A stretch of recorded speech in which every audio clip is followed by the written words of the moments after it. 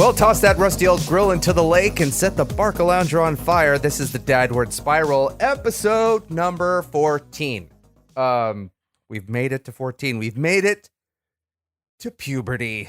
That's where that's where the show is now. Before we even get into today's episode, I want to give a shout out to Dragon Wagon Radio for continuing to give us a home. And if you have listened to multiple episodes of our show, or if this is your first introduction to the lovely sound of my voice, and you like what you hear, go to iTunes, go to anywhere you get your podcasts, and give us a review. Subscribe. Like us. I don't know. Send us an email. Tweet at me. Do something. Let me know that I'm not just shouting into the void. This week, I am not with my co-host, Eddie. Eddie has been pulled away to an emergency meeting for work, which tends to happen because we are not just dads, we're also employed, and we record during the day, which is the best time to record when we have guests, and during the day, during the week, we also work. So that tends to happen, but I am joined. Let me back up for a second before I say who's joining me. When we first started the show, I made a list of people I wanted to talk to. And this guy I haven't seen in like 9 or 10 years, and a lot has changed in the world and in his life and creative endeavors since the last time I saw him. And I was thinking about that a lot. I would think about this guy regularly. And this gentleman I'm referring to is Mr. Drew Daywalt, who, when I would see him, he was like a horror filmmaker. He created these fun little short films that would scare the shit out of people on YouTube and the internet. And I knew him as a writer as well, and he had worked on some television projects. And, I was aware of his creative work. What I did not know was that he was going to move on to become a best-selling children's book author, which he did. And that's still something that blows my mind. And today, in today's episode, Mr. Drew Daywalt joins me. And Drew, if you're not familiar with the name, I'm not sure if this is correct in saying this, but your biggest title is The Day the Crayons Quit. It is, yes. That's even right there. You get the whole. That's like a pitch in and of itself. The headline says what the story is. Drew, thank you for joining me. Thanks, man. Well, it's good to see you again after all these years. It was cool to get the email. I'm not super active on social media, so I think you had to reach out through my wife, she's still on Facebook and whatnot. So people think I fell off the earth. It's because I'm not on social media. It's like, well, Drew disappeared. What happened? It's like Willy Wonka closed the factory or something. Yeah. I actually emailed your wife I had her. I didn't even know if it was the right email address because in my inbox, the last time I had emailed her was like 2013. Oh, wow. So, yeah. And I was like, oh, this is just a shot in the dark before I reach out to your publicist.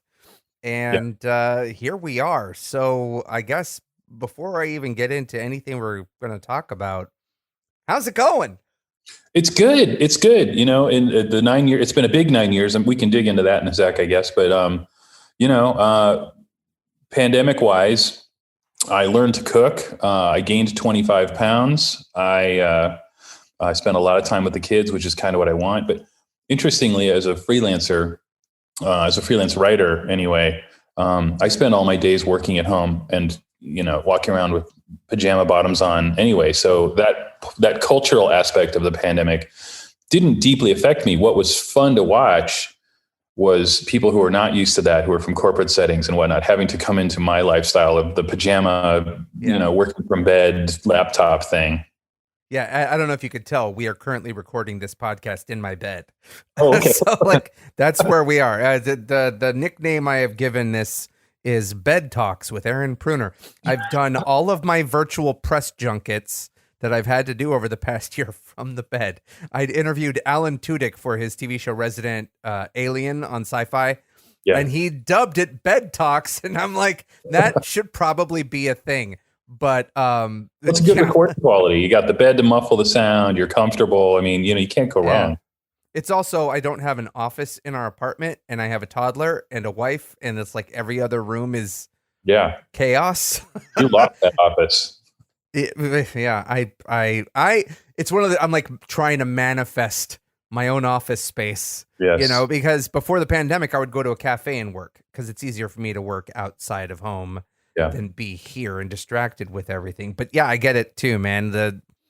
I was already at home a lot, before the pandemic started.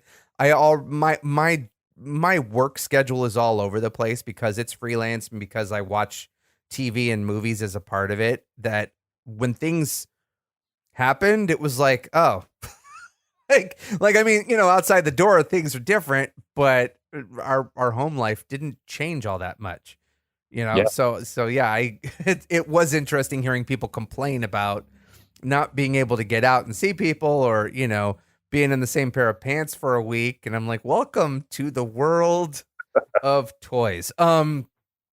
So Drew, I'm just gonna get into it. This is the biggest thing that has been on my mind. It's actually something I think a lot about, and I think your pivot from horror to children's entertainment kind of speaks to certain things we've talked about on the show previously. Like I said to you over the phone yesterday, we had Drew McQueenie on, Hmm. and he used to be really big into media criticism on like HitFix and Uproxx and other websites.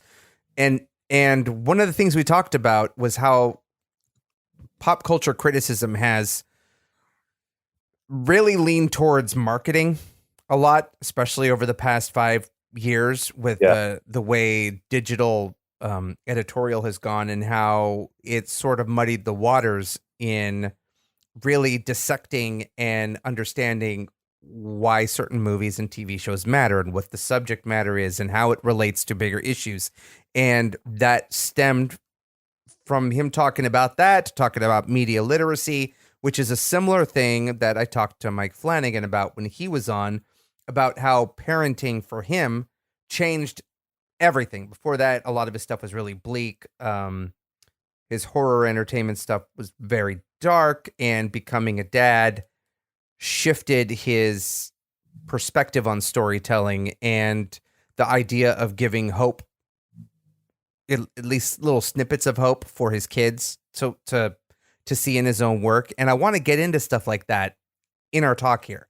But Hmm. first and foremost, what the hell? Like, you dropped off the face of the earth and then became a #1 best-selling children's book author.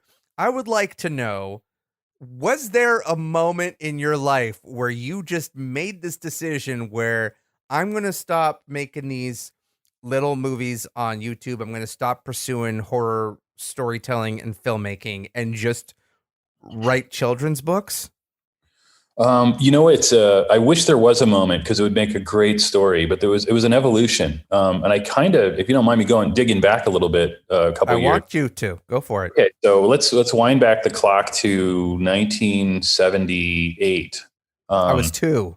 I was 8 years old, so there you go. So I'm the youngest of 6, and I grew up in Ohio. Whoa. Yeah, and well, there's a 16-year spread from me to the oldest. So mom and dad worked. Mom was a nurse. She worked late at the emergency room. Dad was a fireman, and he worked security at the local Chrysler factory, like as a fireman at the factory. Like studios out here in LA, they have their own fire departments. Anyway, so my parents were busy. Financially, we were stretched thin. They would go to work. They both worked nights a lot, and they would hand me off to my oldest brothers, who were, let's say, I was 78, so they were like in their late teens, early 20s. Oh, and boy. And there were 2 rules when they watched Drew, like little Drew. Don't let him stay up late. Don't watch horror movies, and do not let him drink soda and eat pizza. And don't feed him after dark. Don't get me wet. Mom and dad left, the door slammed. We ordered pizza. They got out Mountain Dew. We started watching the late night horror festival because they had these horror hosts in the 70s and 80s that were fantastic. Local guys who worked at the station, but then they would host horror shows at night. And in the commercials, they would do interstitials and jokes and stuff. Anyway, so that's my nights were watching monster movies with my brother. I'm not like we weren't watching, Rosemary's Baby or The Shining or anything. We were watching like 50s and 60s rubber monster movies and, Oh, okay. that kind of stuff. So, because they were old movies even then, right? So, and then You were 6 years old? You were 8 years old. 8. But it started around 6. But like we go Yeah, back I saw The Exorcist when I was 6, Drew. Oh, Jesus. Yeah. Well, you know what? I saw it like when I was 10 and that stayed with me for years. Yeah. Sorry, I didn't mean to like divert the conversation, no, it's okay. but No, yeah. it's okay. But that's okay. So that's half of it. Right. And then, occasionally I would see some really scary stuff. Like I got to see Jaws too young, but so my nights were with my brothers watching these movies that we weren't supposed to watch, reading their heavy metal magazines and creepy and all, horror Tales from the Crypt and all that stuff. Yeah. And then mom would come home, and the next morning she would read to me Dr. Seuss, Roald Dahl. Yeah. My dad was, he would read me the comics from the comic strips, or we'd read them together from the newspaper back when they were on there. So I was already forming this like dichotomous weirdness in who I was, because there was like this dark, scary stuff that I loved, I was enthralled by. And then there was also this sort of, if you look at Seuss and Dahl and some of these guys that we were reading a lot of in the 70s and 80s, they're very subversive. I mean, I became a liberal in large part because Dr. Seuss, the Sneetches and the Lorax and, these ideas of conservationism and anti-consumerism, they were just steeped in there, along with the love of a good scare and good monster. So that sort of sets the foundation for who I became. And then, okay, well, fast forward now to like the early 90s when I was in college. I got my degree was in creative writing with concentrations in children's lit and screenwriting. And I had a minor in animation. I went to Emerson College in Boston. So that's sort of like part 2 of like, oh, okay, so it's in my DNA. And then, through work in animation on TV and Disney TV and Pixar and all, through the 90s, my early years as a writer, my goal in college was to become a writer for Disney. I thought I'm going to know my fairy tales because I got this kid lit degree and it was real strong. And I know how to write screenplays. I'm like, I'm going to go to Disney. I'm going to know my Hans Christian Andersen and the Grimm brothers and the origins, the real origin stories of the Big Bad Wolf, and just really be able to deep dive into that stuff from an academic point of view. And I did. I ended up working at Disney, and I worked at Deke Animation, and but then those jobs, how Hollywood is, the jobs come and they go, Yeah. So I ended up working in horror, and I thought, oh, this is fun because now I'm hearkening back, and I'm working in horror. I did all those short films in the late 2000s, 2000 teens, early. There 2000s. was one specifically that I still think of. Sorry for interrupting, just for a second. No, where it's, I think a woman is in bed checking her phone, and it's dark, and then some like monsters behind her in bed, and the reveal is so shocking and jarring. And to this day, every night I'm in bed, it's dark, I'm playing something on my phone. Last night specifically, there was a noise in the room and I didn't know where it came from. And I nearly fell out of bed, and it turned out just my wife was coming into the door. But I think about that specific one a lot. Well, it's funny. It's called Bedfellows. And it was one of the first horror shorts they made. And it basically, it's the couple's in bed. I don't want to, this is the internet. They can go look at it. But yeah, it's a big scare. It was one of those things where we I think the first time we put it on YouTube, I put it on YouTube and 4 million hits in a night. And this was this is pre-YouTubers. Like, nobody was a YouTuber yet. This is 2008 or 9, I think, 2009. Probably. And we accidentally shut down a server somewhere. I got an email from, I think it was MySpace, saying, next time, why don't you let us know that you have followers? And I was like, I don't have any followers. I'm not even on MySpace. I'm not sure what happened, but a MySpace server got frozen up or something. Anyway, it was great. And it was a bombastic start to those horror shorts, because we ended up doing like 30 or 40 of those things. And at first they were a calling card to get a job in a horror feature, and we got interest. I ended up working on a project with Tom Savini. I ended up working on, that didn't go anywhere, but, we had a great time, and I got to meet Tom Savini and work with him for a while. There was, Wes Craven had picked us out of the haystack and decided that he wanted to nurture us for a little while. And these projects sort of came and they went and they came and they went. Nothing came to fruition as far as a feature. And I was still kind of smarting from my first feature film, Stark Raving Mad, which came out in 2002, 2003. And yeah, that was me. It was like a rave heist movie. It was sort of I remember that. Yeah, that was me. And that was it didn't do as well as we'd hoped. It went straight to video back before it was cool to go straight to video and streaming. You wanted a theatrical release back then.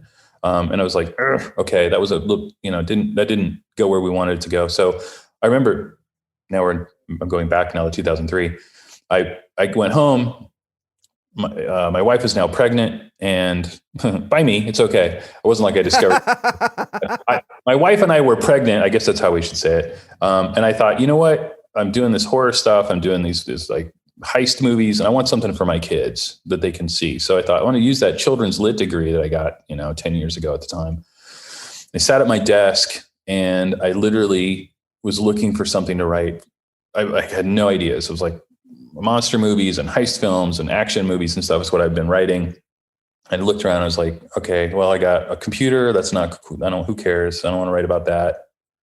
Stack of bills. I was like, that's not a picture book. If it is, mom and dad aren't going to sleep after that one. It's not a good bedtime story. And there was a box of crayons on my desk. Here I was 33 years old, and I had an old box of crayons, and I'm like, where did that even come from? Like crayons just show up in your life. They're like they're in cushions, in car. And I didn't have any kids. And I looked at the box and it was from the 80s. And I'm like, holy crap, this old box of battered crayons has been sitting on my desk. I'd moved 10 times, gone through college, got married, and somehow, right next to the ceramic pair of boobs pen holder that I had that my grandpa had willed to me, true story, willed to me. It was a ceramic pair of boobs, like a little cup, and you put pens in it. So next to that was this box of crayons, and I thought, oh, crayons. Wow. Okay, now I have a starting point, but what am I going to write about? And I was like, I poured them out.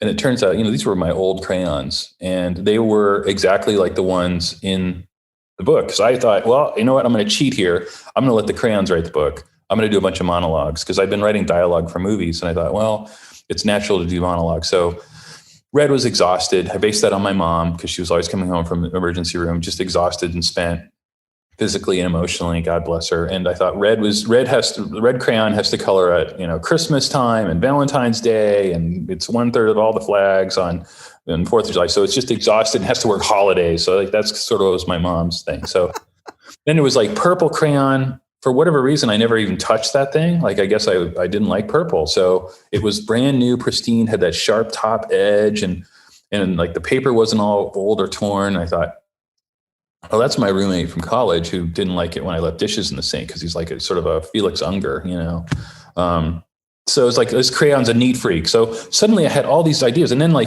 don't know if you ever sitting like at a restaurant or a bar and you're like, you peel off the wrapper on a beer bottle while you're talking to somebody or anything. It's almost like doodling. You pull off the wrapper of a bottle and then you look at it and you're like, oh, wow. And during this conversation, I pulled the wrapper off a beer bottle because it was kind of wet and whatever, I had done that to one of the crayons, and it was the peach crayon. I was like, oh my God, it's naked. Well, he's going to have an issue with that, or they've sort of been gender neutral. We wanted them purposely to be gender neutral, or I did anyway. So the crayons wrote themselves. So that's 2003. And then I sent it to an agent in the East Coast, and the agent was like, he was this gruff, he was a wonderful human being, but he reminded me of the character Quint from Jaws. His name's Jeff Dwyer, and he's like, he sends me back this email, and he's like, all right, actually no, it was a phone call. He's like, all right, kid, you can. He's a crusty old dog. He's like, clearly you can cross your T's and dot your I's. You know what you're doing. I'll represent you, but for God's sakes, don't call me all the damn time because you're gonna frustrate yourself and piss me off. So just leave me alone and let me go sell your book. And I was like, wow, this is, I'm at this point 13, 12 years in Hollywood, and I'm like, this guy's tougher than anybody in Hollywood that I've met. And he's in kid lit, he's like, he sells books about fuzzy bunnies, and he's telling me to, shut up and sit down. So he and I talked here and there once in a while, but I gave up on kid lit. I was like, oh, okay, I wrote that book. I got it out of my system. My wife had the baby, my daughter was born, and, I went into Dadland a little bit, but then I was also still dabbling in horror. I get a phone call in 2009. We're fast forwarding now 6 years, and I get this phone call, and this guy says, "Is this Drew Daywalt?" I'm like, "Yeah, who's this?" And he's like, I got good news. I sold the book and it's getting set up. And I'm like, who is this? What? Huh? And he's like, it's Jeff Dwyer. I represent your damn book. I sold it finally. So he'd been trying to sell this thing for 6 years, and he's so dogged. Wow. I had given up kind of. And he's like, yeah. And it's with, it's Philomel at Penguin. And we've got a really great illustrator. And his name's Oliver Jeffers, and he's got this great idea for the book, blah, blah, blah, blah, the whole thing. It's the pitch. And I was like, this is great, whatever, and now it's like, now it became kind of a token, something that I could, now I have something I can show my kids, like my goal achieved, but then like, we didn't get it illustrated and published because, children's publishing at any rate works at a glacial pace, slower even than Hollywood, if you can imagine that. So the book didn't come out until 2013. And because of that long delay, I had started to make some pretty good headway in horror. And I was right. So in the middle of like, my manager calls and he's like, what's this thing with this crayon book? This is my Hollywood, different person. My Hollywood manager calls and he's like, what's this deal with this picture book that's taken off? And I was like, oh, it's this thing that I wrote like 10 years ago. And I'm really excited about it. He's like, yeah, you're excited about it. I just got people convinced that you sleep in a coffin at night. So you're all creepy to do horror movies. And there's pictures of you with like in kindergarten classrooms with kids on your knee. And he's like, I've worked really hard to like, curate this image of you as a scary guy. And he's like, what the hell are you doing? And I'm like, well, I'm following the feather from Forrest Gump. And now, it floated through horror films, and now it drifted over to, picture books. And I said, I just want to tell stories. I don't really, at that point, I didn't care whether they were scary or funny or cute, as long as people were getting something out of my experience. Because I really wanted to give back, because there was such joy in my heart from watching like, the old Jacques Turner movies, like the original Cat People, and I Walked with a Zombie, right. All those old monster movies I watched with my brothers, or like all the stuff they did at Universal. And, and combined with my joy from, reading Where the Wild Things Are and The Cat in the Hat and The Sneetches, like with Mom. So I wanted to I didn't care who was hearing my story or what kind of story it was. I wanted stories. I wanted to give back the way that my heroes did, So that is kind of unfortunate. And it's a thing that there is a thing that people do, that you have to look or feel the part to be able to be the part. You know what I mean? If you're cultivating an image of horror filmmaker, I mean, we talked to Mike Flanagan on the show. He is a horror filmmaker. He does not look like a quintessentially creepy guy. He's a nice Midwestern family man who wants to tell stories about families and the human experience. And some of his stuff is super fucking terrifying, but it's not just here to just scare you. It's here to tell a deeper story and take you on an emotional journey. And man, like I was talking to my wife about this, and she's like, wow, from horror to children's books, like that's a big transition. And I'm like, but is it? And you and I talked about that over the phone briefly, but can you talk about that a bit more? Because, I said to her briefly something you said to me along the lines of Santa Claus and the boogeyman exist in the same space.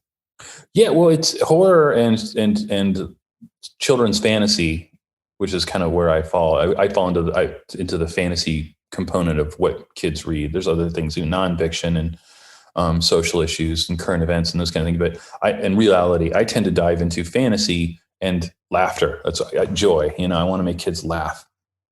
But horror and children's lit, I mean, my goodness, it seems like they're diametrically opposed, but really, to me, they're two sides of the same coin, and 100% two sides of the same coin. Because when you're 7 or 6, let's go to 5.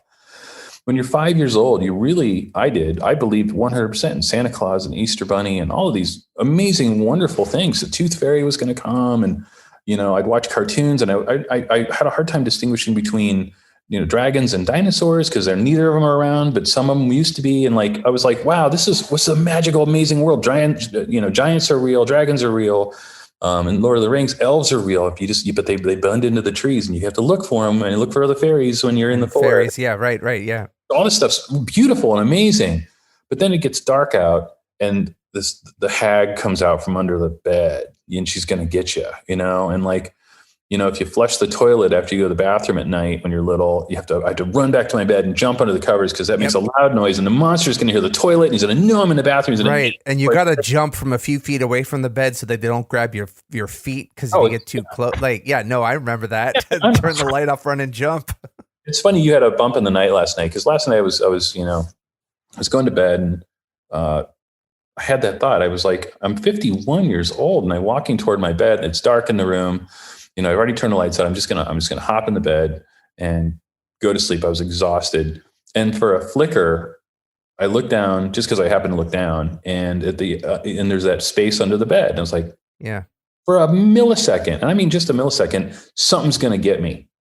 Dude. And I jumped into the bed. I was like, what am I doing? I'm a grown man. I am 45 years old, and I have to have the closet door shut all the way because of the Stephen King short story, The Boogeyman, which I read when I think I was like 8 years old. And the whole idea was that he's in the closet and the door was open just a crack. And he's watching you. I can't go to sleep with the closet doors open. Because of that story. Yeah. This stuff is deep. It's deep seated. And you know what? It's not only that, it's generational. It's like DNA memory, because we are instinctively scared of the dark, because the dark was a terrible place in man's early history. You had sloths and bears the size of, semi trucks and god awful stuff that really could come out at night and eat you. Dire wolves. I mean, these are real animals that were trying to eat the proto people. But anyway, so this is a world where you got Santa Claus on one side of the coin, and you flip it and you got, the witch who lives in your attic, that kind of stuff. And it's a wonderful time when you're a kid. And it's also a magical time, but it's also a horrific, terrifying time. And people tend to gloss over the terrifying part, and you just go, okay, well, don't scare children. But really what that statement means is I had things happen to me, and I'm not talking like abuse or anything like that, but I like just scary stuff, just like bump in the night, normal suburban nighttime kid stuff. A bush moves and you think it's a monster, and it affects you. You see a monster movie too early for where you are developmentally, and it messes you up. So it's an amazing time. And every writer I've ever met is in some form. Well, not every, most every writer I've met, and I'm saying this as a compliment, is stuck in an arrested state of development somewhere along the way. And what does that mean? Well, like for instance, there are people who are stuck in their 20s as writers, emotionally. Oh, okay. And so they write for the 20-something crowd. They write the Marvel movie. They write the Star Wars movie. They write the action. Okay, gotcha. Or the horror movie. They're in their, that tends to be late teens. But like, I don't want to get into deep psychoanalysis of artists, but I'm kind of stuck around 8, 9, 10 years old. As far as because I'm a big man child in many ways. I mean, we can get into this more, but emotionally, I feel very old sometimes, and as a dad, you got to be the guide and the leader and stuff. But deep down inside, I like my Star Wars action figures, and I love Dr. Seuss, and my brother who thinks I'm stuck as a kid. He's like into big trucks and snowmobiles, and it's like, dude, you are too. So shut up. Right. You just have different toys. You got he's got a big lifted truck and stuff. And it's like, you're stuck too, man. That's a stomper. That's funny. So anyway, so everybody is in some degree. Some guys are like really crazy into baseball or football, and and this goes for men and women, but mostly men, I've noticed. But because women are just awesome and way more mature than we are. But so I think that because I am sort of interested in that part of my life, and that part of my life really left me deeply affected in good ways, mostly some bad ways too, but mostly good ways. I like to explore that world. And because I speak kid and I'm in that world, part of the reason I think the horror shorts worked is I was getting back into everybody's like really down under the skin as far as what scared you as a kid. And then I use that same skill to make kids laugh. And now I do school visits, and there'll be 1,000 kids before the pandemic, there would be 1,000 kids in the gymnasium laughing like crazy over some silly joke that I wrote, because luckily I have the same sense of humor as, a 9-year-old. So. That's interesting. I think that a lot of people lose that. So holding on to that mentality or that joy that adulthood tends to destroy is I think that's a gift, and I Mhm. wish I had that. Although I think I've always been a grumpy old man. When I was 5, I was complaining about my bunions, and you And the know, humility and and then I ended up having bunions later in my life. Um, it's funny though. You talk about speaking kid. eh, Did this help in parenting for you? Like, did you want to be a dad? it came. The first one was a surprise. Like, whoops, I'm pregnant. Oh, what? Huh? But I did. Like the big plan was, oh, someday I'll want to have kids. But speaking as far as speaking kid, like for me, it's been, um, yeah, it's been a wonderful blessing. It's the greatest thing that ever happened to me. I know that some people wouldn't say that, but I do. I think um, my kids are my world now. And, for all my own, adult foibles and faults and weaknesses, I do try and go back to just my own kids. Everything revolves around them in a certain way. And that keeps me happy. That keeps me tied into that joy, that also the joy. I'm not a person who can write if I'm miserable or unhappy or really worried about something, there's a Right. long Yeah. time there where you're just trying to get the bills paid, especially as a writer, Oh, I know.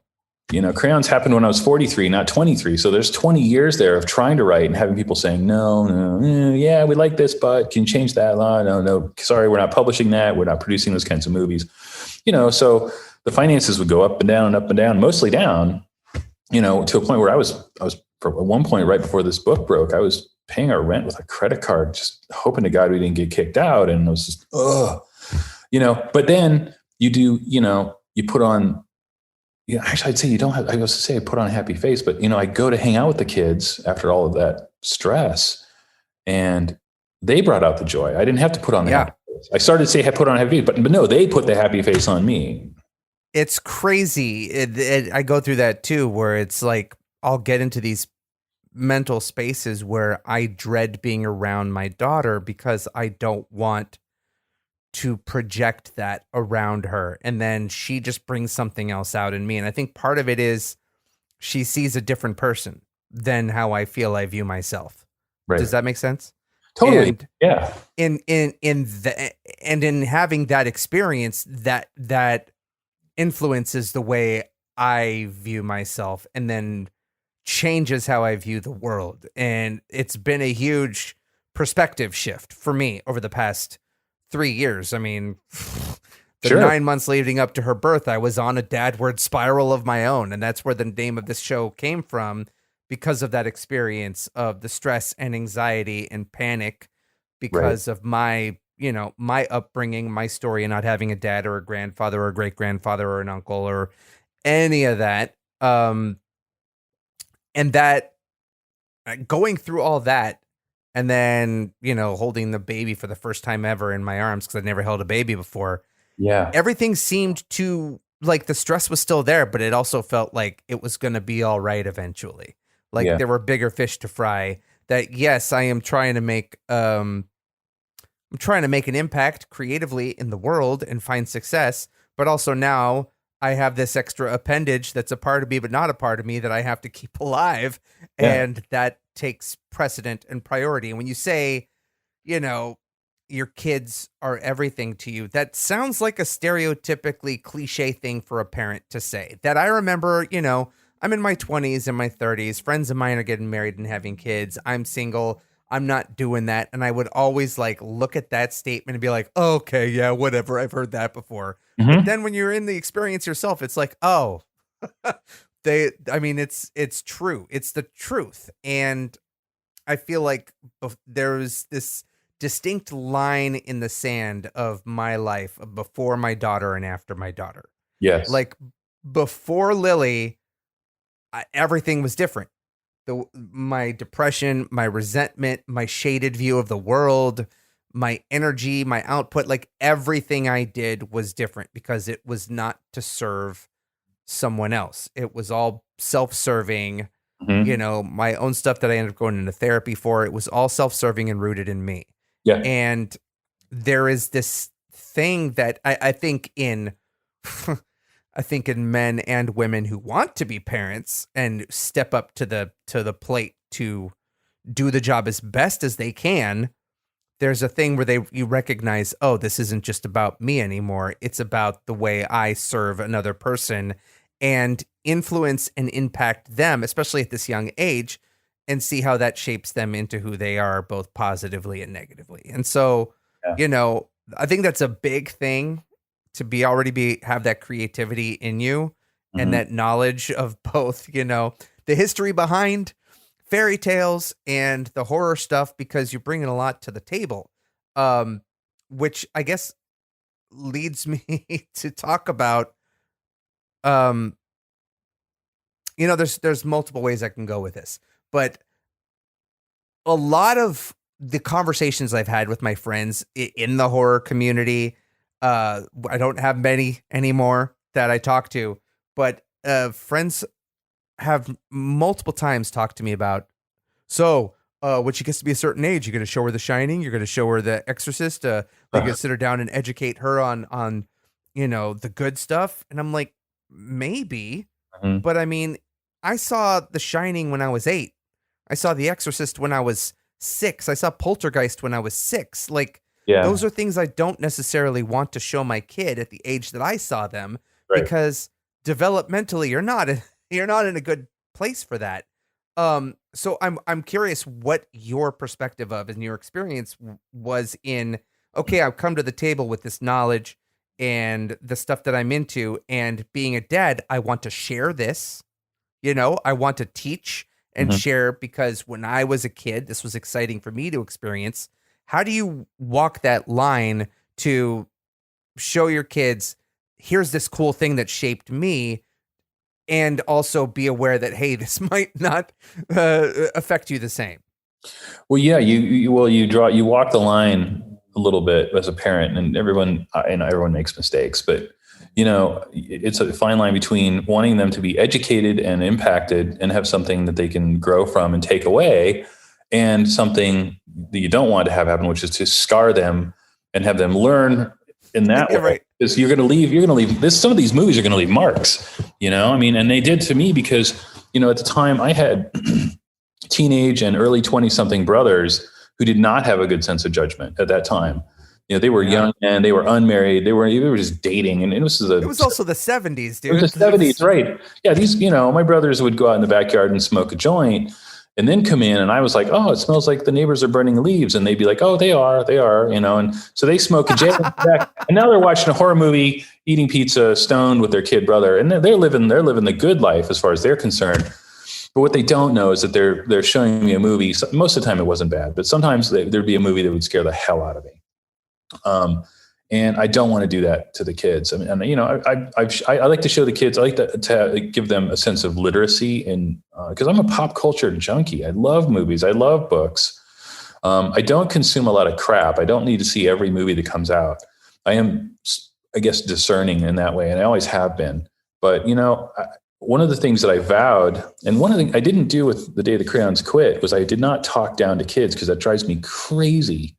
Because you Right. talk down to kids, and then you don't really get more kids to listen by talking down to them. You actually lose more kids, because I always tell people I talk up to them, and you will be surprised how they step up to the task. Yeah. I've always done it with my own kids. I've always been. My daughter Abigail is 17 now. And she said, That's just crazy to me. I remember your kids were in your horror shorts and like, what? Yeah. Well, she says, the thing about growing up with dad, meaning me, obviously, is that, if you ask them a question, you're going to get a straight answer. And I was always really straight with the kids. I wouldn't scare them with answers like about the world or life or anything like that. But it created an honesty and an openness for me and my kids that now they trust me with anything. And I'm not on the other side of the table. I'm not on the other side of the fence from them. I'm not, because, we all grow up a little bit with, I can't talk to mom and dad about that. They'll kill me. Or right. it's such a weird thing. It's like, like something like as simple as like getting pubic hair, when when you're 13, 14 or whatever, and you're and it's like, do I talk to them about my kids? It's come back to haunt me. Will talk to me about everything. And it's great, and it's wonderful because I have taught them to do that, and right. I talk down to them.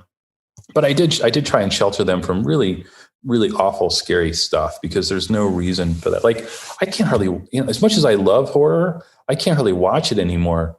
I think I was watching. God, I was just talking about this the other day. It was one of the movies that I watched. It was I won't name the movie because I don't want to pick on anybody, but it was a really scary, popular film, and it was great. The writing was good. The directing was good. The scares were good. I'm in the theater and I was like, I can't take this anymore. And I walked out and I played video games, in the little arcade at the movie theater here. And I went back in like just at the end for the credits and stuff. And, it's just to see, because I had some friends who worked on the film, and it was like, it was a combination of bored because I know how the soup's made. I know the ingredients. I know how the sausages are made, I guess is the expression. So I knew the scares and stuff, but it was competent, but also it was really upsetting because so much horror now for the past, I'd say 25, 30, maybe 30 years has been not just terror and scary, not just a scare but it's there's a component of despair and tragedy to comedy, or not to comedy, to horror that just makes me crazy because I'd like to get the scare. I'd like to see the cool monster. But do I really need to know that, his soul is being ripped apart and they're going to hell and they've just lost a child? Like there's another good example. I was watching It as a dad, the new one that came out, not the new, but the first ones. There were two, right? I'm so not in touch. So I was watching the first one and the kid gets his arm pulled off, or I think it was his arm pulled off. It was a horrible scene where the clown monster is pulling him into the sewer. I think it's Georgie or whatever the character's name is. Yeah. And he loses his arm, I think, in that, if I remember correctly. He does. And okay, so I'm at the time watching this, I'm in my 40s, I'm a dad, and I'm in a packed opening night movie house with, I'd say mostly people in their 20s and 30 somethings, and these are horror fans. These are people who love Stephen King. They love It. They're there every opening night for monster movie. And this was the last one I went to. There was opening night, and I was so sad and horrified at this child getting hurt because I, left the kids at home and came out to see a movie. And what's something about that story is they don't in that movie. I don't remember if it's even explored in the original miniseries. I don't think it is. They don't go into how that loss impacts the parents. Not at all. They don't go into that at all. It's just not there. No. So you don't think about it. No, but I'm sitting here thinking, oh my God, this is awful. And I'm not like offended or anything like that. It's not that kind of a feeling. It was more like, broke my heart. You just broke my heart. And I actually teared up because I'm like, this poor little boy screaming in agony. He's getting injured and pulled in by this beast. It didn't matter there was fantasy at this point because it was so gritty to me. And the audience is laughing and cheering and wah, because they know the book and they're it's a little bit of fan service. They're waiting for that moment and la, la, la. And I was just like, this made me want to throw up, made me want to fucking throw up. And I was like, I can't handle this because fatherhood has changed me. Maybe I'm older and it's not funny, even though they know it's fake and they know it's a fact. So they're like, oh, what? It's just a story. Yeah. But you know what? I have been exposed to enough trauma and tragedy in my actual real life now at the ripe old age of a half century that I don't necessarily want to go and get into like misery porn. It's like, right. And that was what it was. It was like, Yeah. I wrote a thing for the Washington Post when my daughter was half a year old. I pitched this idea of how fatherhood has ruined horror movies for me. Yeah. And I didn't realize it. I was covering The Walking Dead for work, and I was watching an episode at work on the computer, and it was a scene in I don't remember the season, but the Whisperers were part of the storyline, and they took what looked like a newborn baby, oh God, naked, and put this baby out as bait for a zombie horde to eat. Yeah. That was it. That was the whole thing. They took the baby's crying. Here I am my daughter's 6 months old. I'm working night shift at this job while also watching this for a freelance gig. And I lost it. I got so angry. Yeah. I got angry for multiple reasons. I got angry that the writer's room decided this was the right decision for the story. I got angry at the characters on screen for doing this to this child. And I got angry at myself for getting angry and getting so simply affected by this. And I had to go for a walk. And I realized in that moment, holy shit.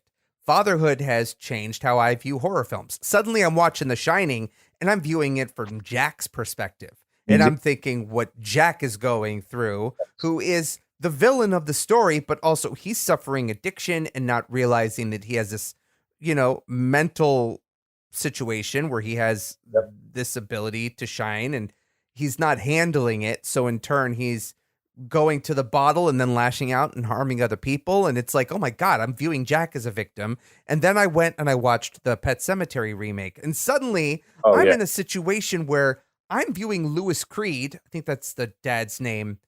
Like, I remember seeing that movie when I was a kid thinking, oh, that's so stupid. I wouldn't do that. Why would you make such a stupid decision and bury your dead kid, in a pet cemetery? And now I'm like, yeah, I would do that in a heartbeat. Yeah, you would do if there was a magic cemetery that would bring my daughter back to life if something happened to her. Yeah. And I knew what the possible ramifications would be. Do it in a heartbeat. I'm watching that movie. I'm like, oh my God. I am now seeing things completely differently. And my barometer for watching the stuff that terrifies that I used to get off on, that I used to really enjoy, now inflicts so much mental despair and anxiety on me that I can't do it. Yep.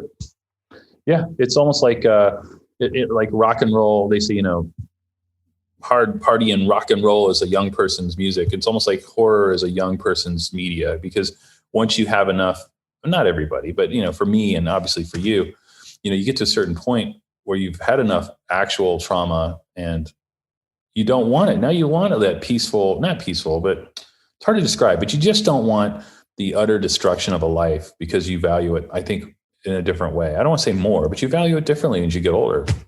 Like I actually had it finally happened for me.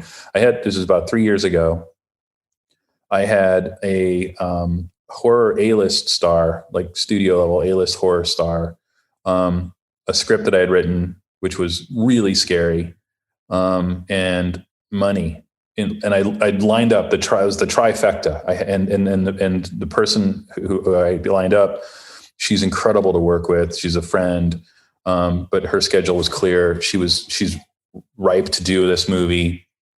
And it was really violent and really scary. And I was like, oh, okay, well, this was around Halloween time that this was happening. And it's like and I'm like, am I really having to examine, I'm at that point, 4 or 5 years into, 4 or 5 years into Children's Lit, visiting schools and doing book tours and writing sort of really delightful, funny kids books, comedy for little children. And my son came running in. He had seen a snippet of a trailer or something for the original Halloween with Michael Myers. And he'd seen just enough of this trailer on TV, scared the hell out of him. And in the middle of the night, he comes running in, jumps on my bed, crying, bawling his eyes, tears going down his eyes. And he's terrified that Michael Myers is going to get him because he had a nightmare that Michael Myers had gotten into our house and was going to kill me and was just cutting everybody up. And he hadn't seen like the movie, which, was terrible. He just saw a trailer. And I made my decision that night. The next morning I called my manager and I said, okay, I know we're all excited about this, but I can't do it. You can't, it's done. I can't do this movie. I worked so hard to get this film, but I can't do it. And I called the actress and she totally understood. She had something lined up to go to next anyway. And, the money people, they don't care. They're like, all right, whatever. This guy's a kook. He doesn't want to make his movie now. So they moved on. Everybody moved on. And my manager, who's an awesome person, said, I get it. Because he's a dad now too, a new dad. And he's like, I get it. I can see you not wanting to do this. He's like, so let's think about what do you want to do as far as, creating film. And I'm like, well, mostly I'm not doing much film anymore. It has to be a project that I really get excited about, maybe that I wrote, has to come from me. But also I want to work in the kids space, like movies for kids, not like the juvenile garbage that fills Netflix and Amazon, but really something substantial and good. Right.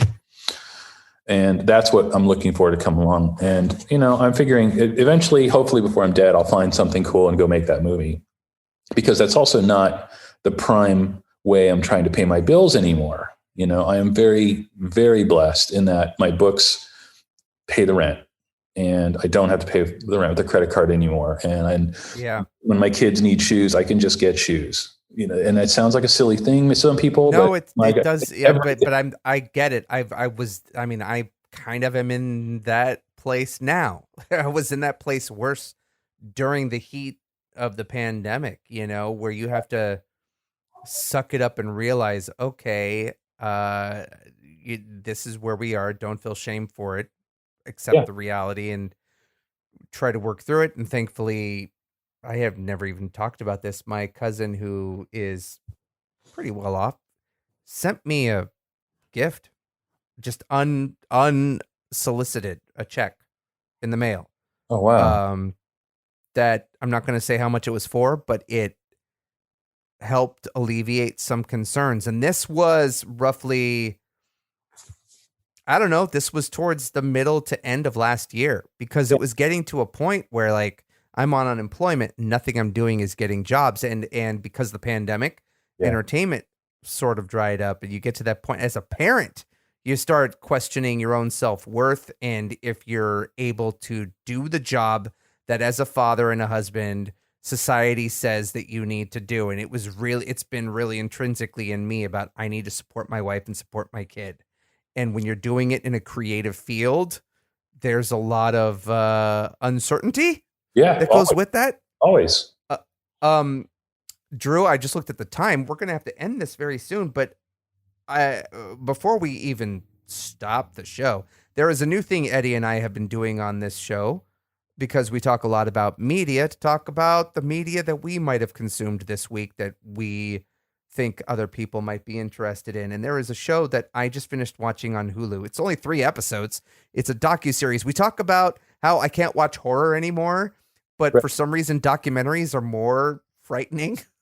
but the fact that you are then educated and learn something about society. There is a docuseries from the Duplass brothers on Hulu called Sasquatch that I just finished watching. It's 3 episodes, and it's about this investigative journalist goes and tries to put some pieces together about a horrific Bigfoot murder that he heard about when he was at a weed farm in the early 90s up in Northern California. And in going up there, he uncovers not just the Bigfoot mythology that is very steeped in society up there, but also the underbelly, the crime underbelly that comes with the Wild West of weed farming and the Hells Angels involvement in that. And that really drew me in. My dad was a part of the Hells Angels before I was born, and it's a crazy little thing, and it really unravels in a bizarre way. And if you're into true crime and documentary stuff, I highly recommend it. It's not what I thought it was going to be. And when you talk about creativity and writing stories, it inspired me to pursue an angle on a project that has been long gestating in my head. That's cool. That's great. So I've been thinking a lot about it since I watched it. I would like you to talk about one thing before we go. Sure. The Groucho Marx biography that you talked to me about briefly over the phone. Can you delve into a little bit deeper why this is a book that resonated with you and why I should read it? Yeah. Okay. Yeah. I'll back it up to why was I reading a autobiography that was written in 1958? So during the pandemic, I was trying to get my kids away from media that was terrifying, which was a lot of it, especially the early part, last spring, summer. So we began watching old Laurel and Hardy shorts. And I thought, let's give it a try. Well, lo and behold, that stuff holds up. It's 100, almost like 100 years old now. Oh, that's my dogs. Hold on. Most of it holds up. That's your dog sounding like your kids. It's my dogs. It's my wife's coming in, and anyway, so it's the comedy holds up. They love Laurel and Hardy, right? So then I thought, let's try Marx Brothers. So we watched some of like the Night at the Opera, Duck Soup. Oh my God, these are hilarious. And I thought, well, maybe I'm going to think they're funny, but the kids won't. They were howling. Like Harpo Marx is their hero.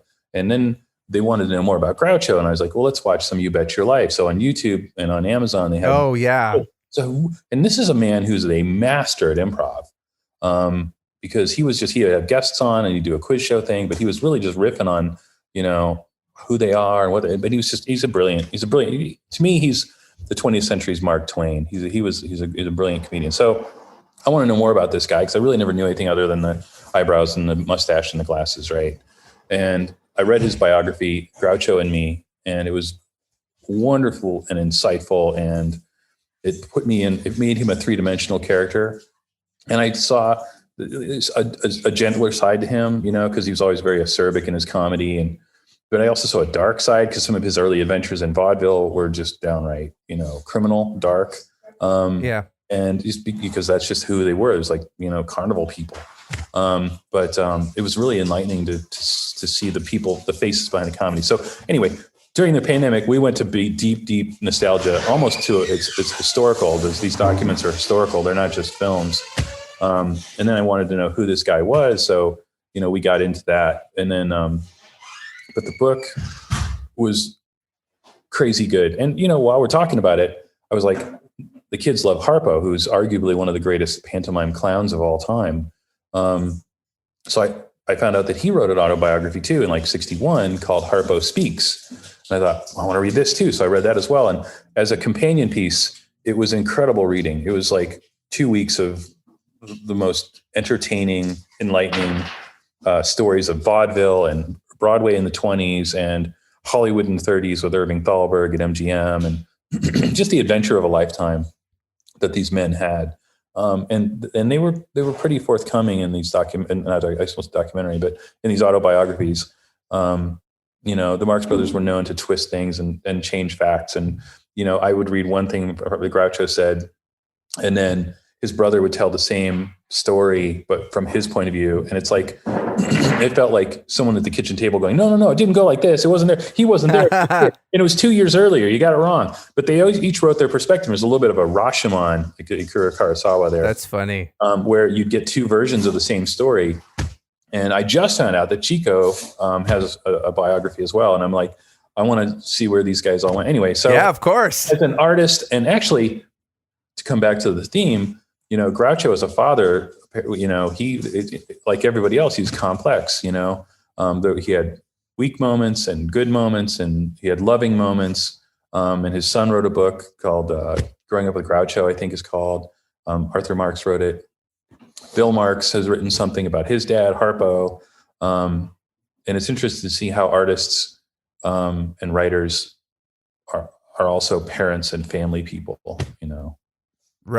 Right. And I think in ending the show, I think one thing, there's a lot of things, but one thing that really comes to mind a lot for me is harboring creativity and teaching the openness of expression to my daughter and not putting any sort of shame or messaging that would take away any sort of confidence in her expressing herself however she wants to do it. My daughter's loud. She's wacky.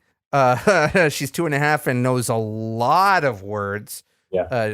It's crazy to already see bits and pieces of myself and my wife in her, and to think about the ways that I was stifled and my voice was stifled and those certain weird quote unquote behaviors of mine was made fun of. Right. Growing up and how that has turned me into who I am.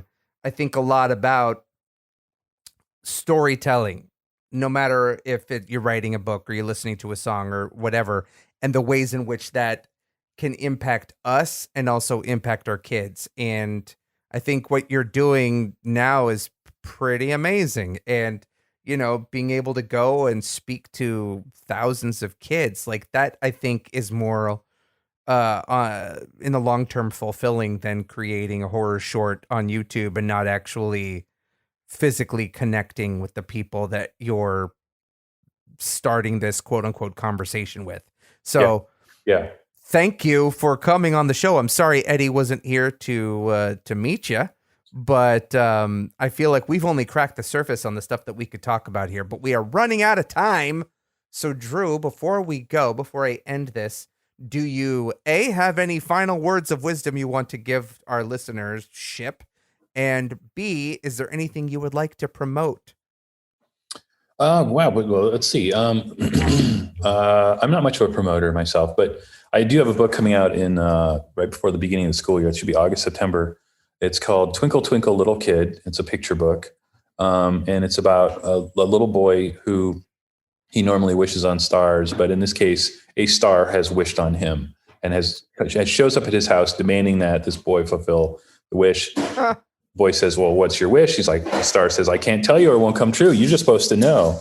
Because I gave you all your stuff that you wished for. So it's a developing sort of buddy comedy picture book about this kid and this little girl star who she comes to see him. And it's a softer side. Again, getting back to the fatherhood thing, I want stories that, I can share with my kids. My kids are sort of out of the picture book world now, but I'm still writing for them, and I'm writing for Lily. I'm writing for Lily. There's every time I do a school visit, there's 500, 600 kids in the gymnasium or the auditorium, and I look out and I just see my kids' faces repeated throughout. And I know who these people are, and I want to continue to give to them because it makes my heart happy. It's completely symbiotic.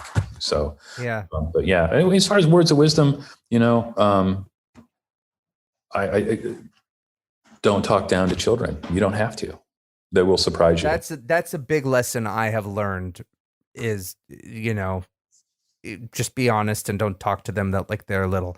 And I see the way my mom talks to my daughter, and it brings me back to the way my mom used to talk to me when I was a kid. And there is that from a certain generation, that's what you do. Yeah. And it's interesting to come to that conclusion and that lesson that they may be little, but they're not different. No. Yeah. That is I think that's a big lesson to take away from just being a parent in general. Drew Daywalt, thank you for coming on the show. It's awesome seeing you after so long.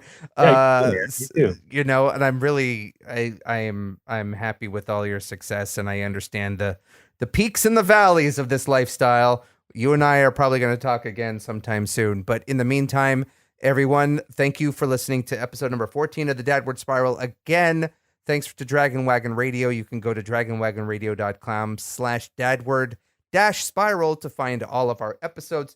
There is a merch store if you want a shirt or mug or COVID mask that has an illustration of me falling in the silhouette precariously of my daughter that looks kind of like the Vertigo movie poster, which is what that design was kind of based on. I want one. If you like what you hear, please give us a review, rating, and subscribe on iTunes and other places that podcasts are found. And next week, if all goes according to plan, we're going to have an old friend of mine named Brian Levine on the show. He is a paramedic, used to be a drummer in a band, is a father of 3, and he's going to talk to us about his experience with 2 of his kids have type 1 diabetes and the experience in being a parent in that situation. And I think there's a lot of people out there who are looking for answers and who may be able to relate to his experience. But in the meantime, I like to end the show by saying it's chaos, be kind, to quote the late Michelle McNamara, Patton Oswalt's late wife. And until next we meet, be excellent to each other. Hey everybody, Jake here from Dragon Wagon Radio, and I'm here with Mark E. Extreme and Skeeter Skyflyer. Did you just have to read that? Okay, how could you possibly not know who I am? Because my name is Mark Extreme, 15 plus years undefeated backyard wrestling entertainment champion and owner and the host of On Your Mark. So I'm offended that you don't know who I am, and I'm here with the shit on my shoulder. That's Skeeter Skyflyer. I mean, a lot of people don't know me, but it makes sense that people don't know you too. Everybody, I'm a pretty big deal, okay? Well, I mean no disrespect, Mr. Extreme, I assure you, but you mentioned you have a podcast on the network called On Your Mark. What exactly is On Your Mark?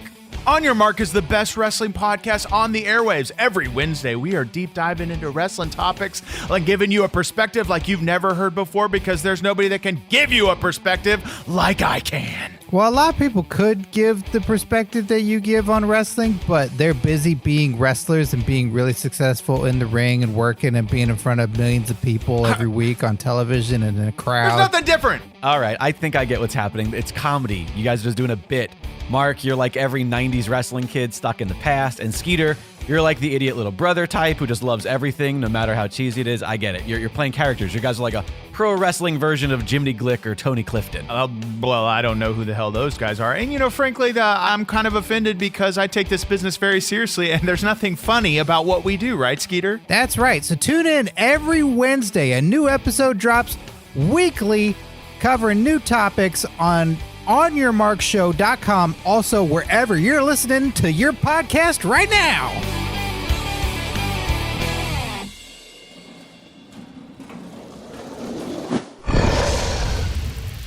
It's Dragon Wagon.